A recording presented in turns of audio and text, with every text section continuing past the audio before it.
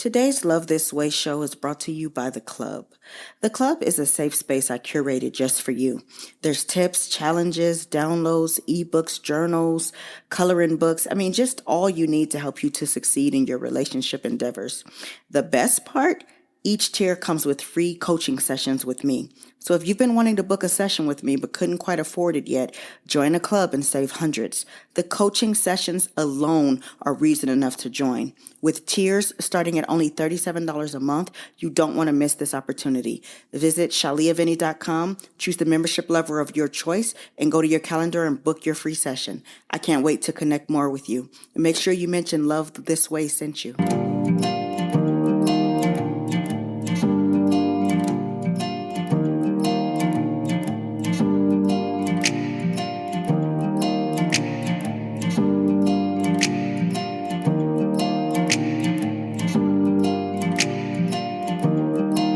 Hello and welcome to the Love This Way podcast. Now, we might have a new name and new imagery, but the show still exists to help men and women everywhere to be better at love. Never any gender wars, back and forth, or nonsense. Just great tips to help you find and sustain the love of your dreams. Because love is a journey and you need direction. So get ready because each episode we're going to be talking about our real life issues, answering tough questions, and building solid relationships with one another as we heal and learn and grow. I'm your host, your girl, Shalia Vinny, and today's show will explore the impact of technology on modern relationships, including social media, and maintaining your connection in the digital age. Can we talk about it? You often hear the elders saying that relationships were better off before social media ruined our idea of what solid relationships look like. Now, I can agree that every time I open an app, I see mostly gender wars and podcasters going on with the most cringeworthy advice possible, which further pushes the narrative of who is who, who's the prize, why we don't need each other, what so-and-so has to offer, and my favorite, submission, and why women are going to die alone.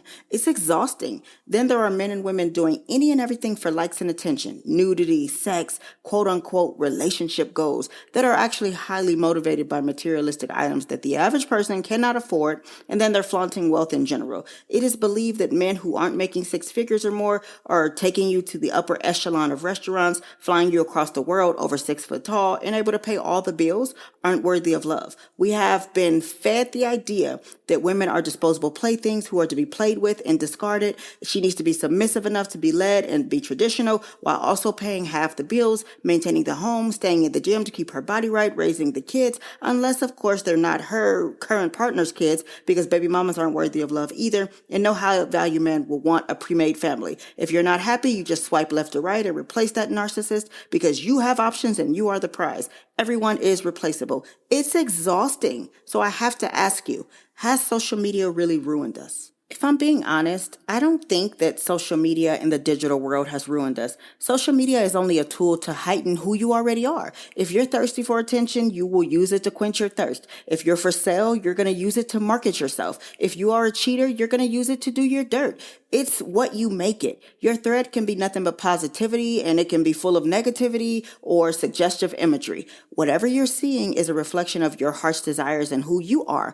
The algorithm is literally designed to get to know you very well so that it can cater to your needs. No, it is not social media. It's the fact that we put entirely too much weight into what we see there, and most of it's not even authentic. How many times have you wanted what you saw another couple had and been a little jealous of their connection, only to find out that they're breaking up or filing for divorce? Folks are not going to give you the real nitty-gritty. They're going to show you the highlight reels. We believe what we see, and we determine that our lives in our relationships are not good enough. Then there's those folks who can't live life without an audience to validate their thoughts and opinions. If they have a relationship issue, they take it online and air out their grievances. They've got updated relationship statuses every other day. We know all of their business and want out of the group chat desperately, but they keep telling us more and more. Then they make up with their partners and they want the rest of us to mind our business. Please make it make sense. There's also the serial daters and those who love being in relationships. You know them. Every week they have a new boo. They happily post them and share all the details with us. And then as soon as we get used to who they're currently with, they delete all the pictures they have of that person together and separately. And then they remind us that they're single through some type of cryptic story or post. And of course, We have those happy people whose profile pics are of their wives or husbands and kids, and they post uplifting content and scriptures, and then their digital footprint looks completely solid, but they're on social media following every half-dressed girl, guy, sending secret DMs, spying on exes, hooking up with those exes, liking every picture they see, commenting way inappropriately, and acting single. Y'all know these people. You've seen these people and you know what I'm talking about. It makes you not even want to be in a relationship at times. Visit ShellyAveni.com and book a coaching session, find out more about me, grab one of my books, and more. I can't wait to connect more with you. Okay, so we've been discussing this digital landscape and how it has impacted our relationships. I have seen so many couples break up because of what happens on these apps and screens. So here's what I would tell you to do if you don't want to be one of those couples. First things first, the most important one, boundaries. Boundaries. Boundaries. You need those. Way too many couples out here not on the same page about what their expectations are on social media.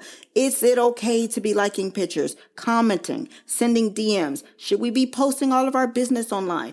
Do we follow exes? Is it okay to post certain suggestive pics, bikinis, scantily clad, etc.?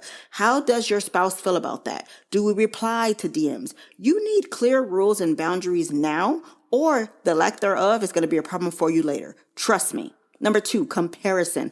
Half of the couples that sit around in front of me are so busy looking at what the next couple is doing online that they can't keep track of their own relationship. There are those of you who used to be perfectly happy with your person until you saw what someone else did for their person that your spouse either hasn't done yet or can't do for you at the moment. There are so many of you now comparing your partners to women on social media who have had work done, to men who are well off, and people who don't love you the way that your person does.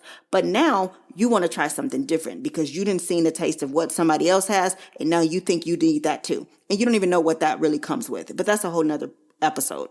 Number 3, making each other feel safe. Do you have something to hide? Is your spouse in need of reassurance? Perhaps you could share passwords, follow each other, and be completely transparent with each other. Building trust with each other is key to navigating this digital landscape. Now, I want to be clear. Invasive behaviors like going through each other's private messages or accounts is not necessary, and respecting each other's digital boundaries matters. It's not about feeling the need to breach privacy. It's just nice knowing that neither of us have anything to hide. And if I wanted to, I could. But my partner never makes me feel like I need to. Does that make sense? Just because you can doesn't mean that you should. It's all about knowing that you could. And then, of course, we have supporting each other. Sometimes we're so busy making sure that we're not stalking our partners online or not wanting to look desperate that we give them space online. Some don't even follow each other. Then there are those who communicate more online than they do when they get off. Balance is key. Know what your person needs. You should never make your partner feel like they can't look at your socials because they fear what they might see. You should never be tagging each other and sending posts to laugh about later while neglecting actual face-to-face time later. In-person connections will always be king. Don't be online showing off like you're this amazing partner, but don't even acknowledge your spouse in real life. Be better offline than you are online.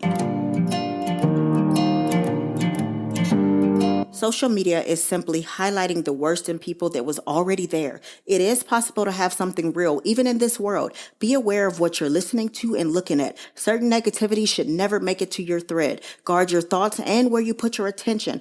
Unfollow those pages of the people you're thirsting after. Stop looking at those couples that make you feel like you're unhappy in your relationship. You have to decide who you are as individuals and as a couple. Then you need to decide how you want to show up online and in person because it's your relationship. You don't have to share everything with everyone. People often ask me why I don't post my relationship online. I definitely do post when I feel like something's going on that I want to share. But besides that, I don't. You know why? Because it's nice to have something that's just for me. People can't attack what they don't know about. Posting online makes people feel entitled to know your business and where you stand. They give you opinions and unsolicited advice and insert themselves into your business as if they know you. I'm fine with keeping my personal life to myself. I am so busy living in the moments and creating them that I don't typically stop to take pictures of where we are, what we're eating, or what we're doing. It's just for us. I think that this has helped a lot. Keep the main thing the main thing. I need to protect my peace at all costs, and so should you. Be authentic on and offline.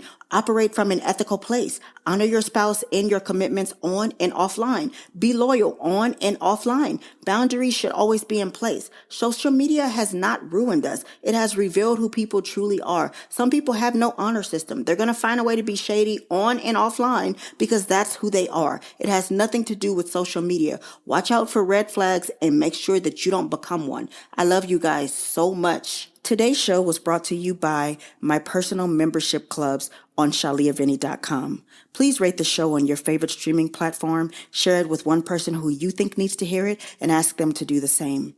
Remember to never stop showing up for yourself and the love you desire to have. Good, better, best. Never let it rest. To your good is better and your better is best. Until next time, your friend and relationship strategist, Shalia. Bye.